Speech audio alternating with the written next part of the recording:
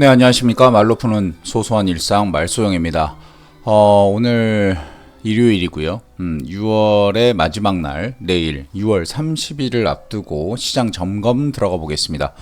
일단 기본적으로 지금 현재 미국과 한국의 통화량, M2 통화량이 어떻게 되고 있는지 좀 살펴보면서 금요일날 밤에 있었던 미국 시장에 대한 분석을 할 거고요. 한국 시장에 대한 분석은 각자 하시는 게 좋을 것 같습니다. 한국 시장을 건드리게 되면 말이 많이 나올 것 같아서요. 일단 기본적으로 미국 시장 M2 통화 확인해 보겠습니다. 21 트릴리언 달러라고 표시되어 있는 것 같고요. 뭐 이게 얼마냐가 중요한 부분은 아닐 것 같고, 미국이 지금 얼마나 시장에 유동성을 공급하고 있느냐가 중요한 이슈가 될 것 같습니다. 현재 상황에서 미국은 2023년 한 3분기 정도부터 천천히 통화량을 늘리고 있는 상황이고요.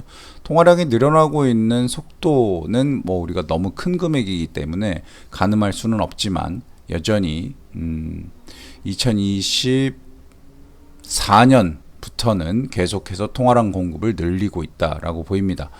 이런 부분들이 사실상 주식 시장으로 옮겨지는 어떤 그런 시장의 유동성이라고 볼 수 있을 것 같고요. 미국 시장에서 어떤 단기적인 트레이딩을 하시는 분들에게는 전혀 상관이 없겠지만, 장기적인 트레이딩을 하시기 위한 분들에게는 이 미국 시장의 M2 통화의 증가량은 상당히 지대한 영향을 끼칠 것으로 봅니다. 어디까지 증가할 것이냐라고 볼 수는 없습니다. 이 부분은 미국의 재정정책에 관련된 부분이기 때문이고요. 트럼프 대통령은 지금 오히려 감세 정책을 피면서 재정을 적자 재정으로 가지고 가려고 하는 상황입니다. 하지만 재정 적자에 관련된 이슈가 불거지면서 미국 국채 금리가 상당히 급등을 한 상태죠. 신용등급이 강등된 것도 있고요. 일단 기본적으로 미국의 신용평가를 하는 회사, 미국의 신용평가를 한다기보다는 신용평가를 하는 회사들 중에 가장 큰 3대 거장이 있습니다. 무디스도 있고 S&P도 있고 여러 가지가 있는데, 그 중에 3대 회사 모두 트리플 A에서 한 단계 낮은 더블 A로 지금 내려진 상태죠. 쉽게 말하면 미국의 재정 상태가 좋지 않다. 다시 말하면 미국의 적재 재정의 폭을 줄여라 라는 어떤 시장의 응답일 수도 있을 것 같습니다. 지금 현재 상태에서 미국의 M2 통화가 증가하고 있다라는 부분은 두 가지 반대적인 측면으로 해석할 수도 있을 것 같은데, 일단 기본적으로 이 늘어나는 통화들의 공급은 주식시장으로 들어올 것은 분명합니다. 주식시장으로 들어온다라기보다는 투자가 많이 이루어져서 시장에 돈이 많이 공급된다라고 보는 게 맞을 것 같고, 반대적인 측면은 어느 정도의 한계에 다다르면 이 적자 재정 정책, 즉 지금 M2 통화가 풀리는 것들에 대해서 조금은 줄어들 수 있을 확률도 있다. 2023년 2022년 초부터 2023년 요때까지죠. 한 요때까지 통화량이 줄었을 때 주식시장의 급락을 우리가 경험을 했기 때문입니다. 시장의 어떤 그런 패턴은 요런 M2 통화의 공급량이랑 약간 맞아떨어지는 상관관계를 어느 정도는 보이고 있습니다. 이게 절대 치는 아니기 때문에 이게 맞다, 이걸로 따라가야 된다라고 생각하시는 건 금물이고요. 주식시장 분석을 들어가기 전에 한국 시장의 M2 통화는 어떻게 되고 있느냐, 이런 부분을 좀 봐야 될 것 같습니다. 우리나라는 계속해서 적자 재정 정책, M2 통화를 계속해서 공급하고 있죠. 10년간 봐도 계속해서 늘어나고 있고, 엄청 오래 옛날까지 땡겨 봐도 엄청나게 늘어나고 있습니다. 즉 우리는 지금 시장에 계속해서 돈을 공급하고 있다라고 보시면 될 것 같습니다. 이게 뭐 좋은 부분이 있냐 나쁜 부분이 있냐 이런 부분을 따지기 이전에, 우리나라에서 지금 크게 돈이 없어서 투자를 못한다던가, 돈이 없어서 주식시장에 있는 주식들 그리고 기업시장에 있는 기업들의 투자를 못한다라는 부분은 사실상 아니라는 말이죠. 즉 시장에 돈은 많은데 이 돈들이 과연 어디로 흘러가고 있느냐, 이 부분을 따져야 될 부분입니다. 우리나라 같은 경우는 사실상 많이 풀려져 있는 이 시장의 유동성이 부동산으로 많이 흘러들어가는 그런 부분도 있습니다. 그렇기 때문에 우리나라 또한 지금 계속해서 시장에 공급되는 M2 통화는 늘어나고 있다라고 보시면 될 것 같습니다. 자, 일단 통화량은 좀 봤고요. 금요일 날 엄청난 일이 있었던 팔란티어 테크부터 한번 살펴보도록 하겠습니다. 짧게 살펴볼 건데요. 팔란티어 테크가 요 정도 수준의 하락을 했죠. 약 한 10% 정도 수준의 하락을 했던 걸로 보이는데, 이 정도의 하락이면 전에 있었던 모든 매물을 다 소화하고 내려왔다라고 봐도 무방하고, 지금 현재 팔란티어가 가지고 있었던 어떤 이 부분이죠. 엄청나게 높은 그리고 뭐 성장률 관련된 부분, 이런 에비타, 엄청나게 높은 에비타, 이런 부분들까지 모두 이 급락에 대해서 얘기해 줄 수 있는 하나의 근거 지표가 될 수도 있을 것 같습니다. 가장 중요한 부분은 팔란티어가 문제가 있다라는 부분은 아니고요. 팔란티어를 가지고 있는 사람들이 왜 이렇게 많은 매도를 했느냐, 이 부분을 좀 착안해야 될 것 같은데, 이렇게 한번 크게 매도가 있었던 부분이 있었어요. 근데 여기선 꼬리를 한번 달았었던 부분이 있었는데, 이번엔 꼬리를 달지 않았기 때문에 추가적인 매도세가 충분히 있을 수 있다. 1차적으로는 한 120불 정도 선까지 내려올 수도 있고, 2차적으로는 한 100불 정도 선까지도 내려올 수 있다라고 보입니다. 더 많이 내려온다면 75불, 80불 선까지도 내려올 수 있을 텐데, 이 부분에 대해서는 팔란티어 테크에 대한 문제는 제가 알아봤더니 크게 문제는 없는 것 같고, 팔란티어의 경쟁자들이 생겨나고 있다라는 부분일 것 같습니다. 팔란티어는 미국 펜타곤이죠. 국방부와 계약을 맺어서 하고 있는 부분들, 이 부분의 정보를 제공하고 있고 AI에 관련된 기술을 제공하고 있는데, 이 부분을 독점적으로 팔란티어가 하다가 이제는 슬슬 경쟁자들이 생기고 있다라는 얘기를 들었어요. 경쟁자들이 생긴다라는 건 좋은 일은 아닙니다. 왜냐하면 독점권을 가지고 있었던 사업에 그런 어느 정도 비길 수 있는 경쟁자가 생겨났다라는 것은 국가 입장에서는 단독 입찰제가 아니라 그냥 말 그대로 시장에 입찰을 해야 되는 부분도 있고, 선택 입찰제를 하더라도 반드시 팔란티어만 선택해야 되는 어떤 그런 이슈가 사라졌다라고 볼 수 있겠죠. 긍정적인 부분도 있고 다 부정적인 부분도 있습니다. 왜냐하면 긍정적인 부분은 이렇게 경쟁자가 나왔을 때 압도적인 기술력을 보여주면 그런 부분은 더 크게 반영이 돼서 올라갈 수 있다라는 부분입니다. 이번에 팔란티어가 어떻게 경쟁에서 살아남을지 이 부분을 좀 봐야 될 것 같고요. 저희 개인적인 생각에서는 팔란티어는 살아남을 것으로 생각이 되고, 일정 부분의 급락이 있은 이후에 다시 한번 상승이 있지 않을까라는 생각을 합니다. 제 입장에서는 급락이 컸으면 좋겠네요.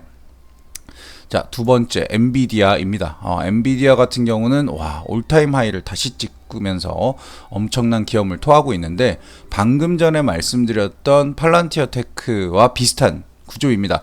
엔비디아의 경쟁자들이 많이 생겼을 때 이렇게까지 급락을 했습니다.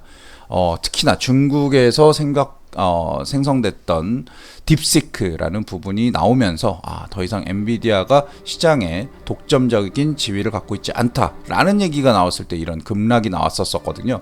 근데 다시금 올라갔던 이유는, 이렇게 급등해서 올라갈 수 있었던 이유는 엔비디아가 가지고 있는 생태계는 무시할 수 없을, 그리고 엔비디아 만 할 수 있는 것들에 대한 독점적인 기술력, 이런 부분이 시장에서 재조명되면서 다시금 엔비디아를 이렇게 올타임 하이로 끌어올렸다라고 생각을 합니다. 지금 전고점 부분은 150불 수준이었는데 지금 올타임 하이를 찍고 있는 상황이고, 이렇게 무거운 주식이 이렇게까지 상승할 수 있다라는 부분은 시장에서 이 회사에 대해서 명확하게 앞으로 돈을 많이 벌 것으로 평가하고 있는 부분입니다. 지표를 보면 여전히 과열되어 있는 것은 맞습니다. 퍼도 과열되어 있고 성장 대비 퍼도 과열되어 있고요. 하지만 이런 어떤 EPS의 성장률 같은 걸 보시면 계속해서 앞으로도 성장할 것이다 라고 예상하는 부분, 이런 부분들이 확실히 이 엔비디아를 끌어올리고 있는 부분이 아닐까 싶습니다. 엔비디아는 더 이상 내려오라고 노래를 불러봤자 내려오기 힘든 상황인 것 같고요. 이미 시장에서 엔비디아의 평가는 재평가되고 있다. 예전에는 어떤 GPU, 단순한 GPU에 관련된 내용으로 평가가 됐었다면 이제는 GPU의 생태계, AI의 생태계를 이끌어가는 하드웨어적인 대표적인 기업으로 자리매김을 했다라고 좀 보여집니다. 계속 지켜봐야 될 것 같고요. 최근에 안 좋은 뉴스가 있었습니다. 구글에 대해서 구글의 어떤 가치에 대한, 투자에 대한 평가에 대해서 구글보다 더 좋은 기업들을 선택하겠다라는 평가가 있었는데, 반대로 주식은 상당히 상승하고 있는 모습을 보여주고 있고요. 예전에는 이렇게 박스권, 이렇게 상승하는 박스권이 있었는데, 이 상승하는 박스권에서 이거 누가 그어놨는지 모르겠지만 요 선에 도달했다라고 보여집니다. 이 선은 사실 제가 봤을 때 큰 의미가 없는 선이기 때문에 일단 하방을 찍으면서 상승하고 있다라는 모습을 보여주고 있습니다. 그만큼 구글이 앞으로 더 어떻게 오를 것이냐, 이런 부분보다는 충분히 낮다. 지금 현재 다른 이 AI 시대 다른 주식들은 상당히 많이 올랐는데 아직 구글 같은 경우 많이 오르지 않았거든요. 그렇기 때문에 구글로 들어오는 자금들이 늘어나고 있다라는 모습을 보여주고 있습니다. 구글 같은 경우는 이런 퍼라든가 포워드 퍼라든가 이런 성장 대비 뭐 이런 것들이 상당히 안정되어 있어요. 주식이 많이 오르지 않았기 때문이죠. 즉 과열되어 있지 않다라는 부분이 우리에게 구글의 주식에 대해서 어떤 메리트를 줄 수 있는 부분이 아닌가라는 생각이 듭니다. 상당히 안정적인 상승세고요. ROE 대비 뭐 이런 것들 다 양호한 회사다라고 보여집니다. 우리가 과연 무슨 권리로 구글을 평가하겠습니까? 구글은 정말 좋은 회사죠. 자, 트럼프 때문에 아주 고생하고 있는 애플의 차트입니다. 애플의 차트는 상승을 하다가도 지금 다시 하락세로 돌아와 있고, 지금 엄청나게 관세에 대한 위협을 받고 있는 회사 중에 하나입니다. 애플이 이렇게까지밖에 할 수 없는 이유는 트럼프가 말하는 것에 대해서 아직 그것을 뚫을 만한 기술력이 보강되지 않았다라는 부분이고요. 시장에서도 계속해서 애플에 대한 어떤 혁신, 이런 부분을 바라고 있지만 나오지 않고 있다. 이 부분이 참 안타까운 부분일 것 같습니다. 저는 애플에 대해서 추가적으로 조금씩 더 매수를 해보자라는 생각을 가지고 있고, 이 170불 언저리는 상당히 괜찮은 자리다라고 생각을 합니다. 애플은 상당히 괜찮은 회사예요. 우리가 생각하는 것보다요. 요 정도 순까지만 내려와 준다면 좋은 회사입니다. 왜 좋은 회사냐라고 물어보신다면, 우리가 알지 못하는 엄청난 기술을 갖고 있으면서 어마어마한 현금까지 보유하고 있는 회사죠. 그렇기 때문에 애플이 만약에 맘먹고 내가 어떤 회사를 인수하거나 이쪽 분야에 투자를 하겠다라고 맘먹는다면 애플은 충분히 해낼 수 있는 회사입니다. 지금 전고점 부분은 한 요 정도 수준, 저점도 있었고 고점도 있었기 때문에 요 170불 언저리가 상당히 좋은 자리라고 볼 수 있을 것 같고요. 저도 이 170불 언저리가 오면 매수를 하기 시작합니다. 근데 지금 애매한 공간에 떠 있기 때문에 매수를 하지 않는 것이고요. 애플의 성장세 같은 경우는 지금 포워드 퍼 이런 거 다 정상적인 수치, 성장에 대한 부분 역시 마이너스를 보이고 있고요. ROE 다 좋고요. 주가가 좋지 않았다라는 부분입니다. 명확하게 관세의 영향을 엄청나게 받고 있는 회사다라고 보시면 될 것 같고, 애플에 대해서 좀 관심을 가져보시는 것도 나쁘지 않을 것 같습니다. 시총 1위를 탈환되긴 했지만 그럼에도 불구하고 엄청나게 큰 회사인 건 분명합니다. 벅샤 해서웨이 한번 보겠습니다. 벅샤 해서웨이 지금 투자하기 어떤 때냐라고 봤을 때는 상당히 괜찮은 때가 아닌가라는 생각을 좀 보고 있습니다. 큰 금액을 와장창 들어가는 것보다 적립식으로 들어가는 부분, 소량으로 계속해서 꾸준히 사 모아 간다면 우리가 알고 있는 이 벅샤 해서웨이의 어떤 저점을 잡고 우리보다 더 잘 투자할 수 있는 벅샤 해서웨이 수장들, 특히나 워렌 버핏 할아버지의 투자 투자에 따라갈 수 있는 부분이 되겠죠. 지금 현재 벅시 해서웨이의 주가는 이렇게 더블탑 고점을 두 번 찍고 쭉 내려와 있는 상황입니다. 540불을 찍고 480불까지 떨어져 있기 때문에 60불 정도 떨어졌다라고 볼 수 있겠죠. 한 10% 조금 넘게 한 15% 정도 떨어졌다, 고점 대비 볼 수 있겠는데, 이런 부분보다는 이 벅시 해서웨이라는 주식이 얼마나 안정된 움직임을 보여주는 회사냐라는 부분이 되게 중요합니다. 이 회사 같은 경우는 상당히 2022년 2021년으로 봤을 때 270불부터 계속해서 상승해서 올라오고 있는 이런 부분입니다. 이렇게 올라왔다가 이렇게 꺾이는 것 자체가 나쁘다 좋다를 판단하기보다는 이 회사가 만약에 이 주봉에서 50일선이죠. 주봉에서의 50일선이 깨진다라고 한다면 정말 오랜만에 깨지는 거예요. 이때가 2023년 초인데 2023년 초에 깨졌던 부분, 요 깨졌던 부분과 2022년에 깨졌었던 부분, 요 부분을 다시 한번 몇 년 만에 깨게 되는 거겠죠. 그렇게 되면 이 회사가 과연 어떤 방향성을 갖고 있을지 우리가 다시 한번 시장에서 판가름을 할 수 있게 될 것 같습니다. 그렇기 때문에 큰 금액으로 투자하는 것보다 작은 금액으로 적립식으로 투자하는 게 어떨까라는 생각을 하고 있습니다. 저도 마찬가지로 벅시 해서웨이 주식을 갖고 있음에도 불구하고 추가적으로 더 매수하려고 대기하고 있습니다. 참고로 요점이 트럼프 무역 관세가 시작됐을 때 저점입니다. 문제는 이 무역 관세로 인해서 상당히 영향을 받는 회사들을 벅시 해서웨이가 많이 가지고 있다라는 부분이죠.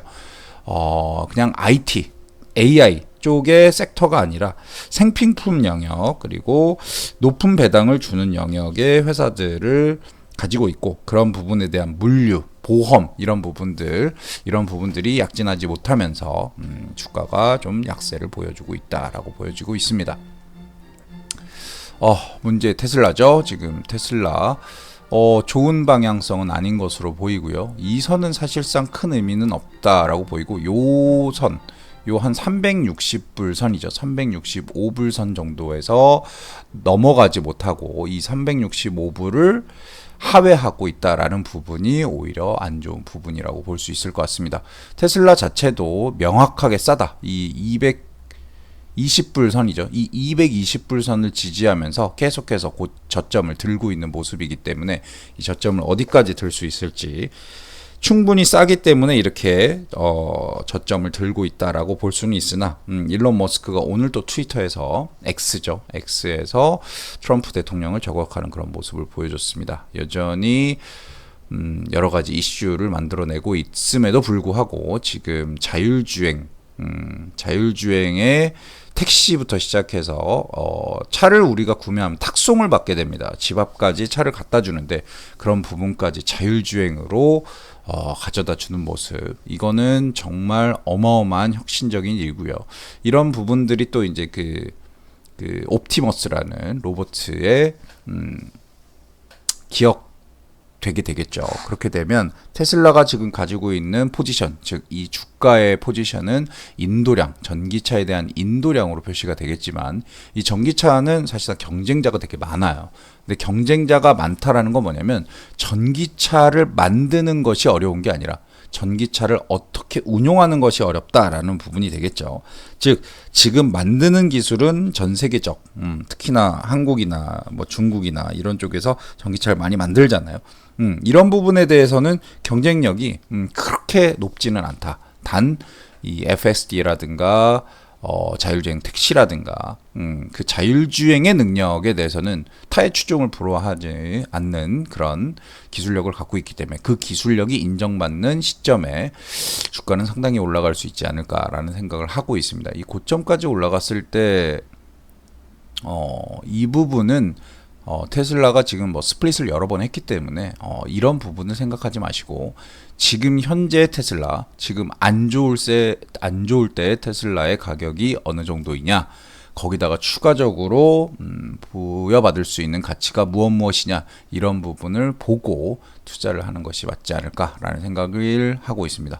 테슬라가 다시 220불 정도 선까지만 와준다면 너무 좋겠지만 그렇게 쉽게 호락호락하게 내려올 것 같지는 않아요. 이렇게 급락했던 거가 이렇게 급락할 여지는 사실 크게 많이 없고, 큰 이슈가 있어야만 더 큰 하락이 있을 수 있기 때문에 280불 선까지만 와도 충분히 매수할 수 있는 자리가 아닐까라는 생각을 합니다. 여기까지 내려온다면 여기 매물대까지 다 뚫어야 되는 상황이기 때문에, 여기가 만약에 뚫린다면 진짜 220불까지는 금방 올 수 있다라는 생각을 좀 하고 있습니다. 일단 지금 현재 상태에선 우리는 지켜봐야 되는 상황이 있지 않나라는 생각을 하고 있습니다. 상반기가 마무리되면서 우리가 긴급하게 시장을 좀 점검을 해봤고요. 제가 내일 밤에 전체적인 시장 흐름에 대해서 조금 보고, 미국은 7월 초에 뭐 인디펜던스 데이도 있고 여러 가지 데이들이 있기 때문에 7월 초는 그렇게 활발한 시장이 열리지는 않아요. 7월 둘째 주부터 활발한 시장이 열리기 때문에 7월 달 초에 여러 가지로 점검을 한번 해보도록 하겠습니다. 오늘 6월 말 마지막 날 전 긴급 이슈 점검 해봤습니다. 고맙습니다.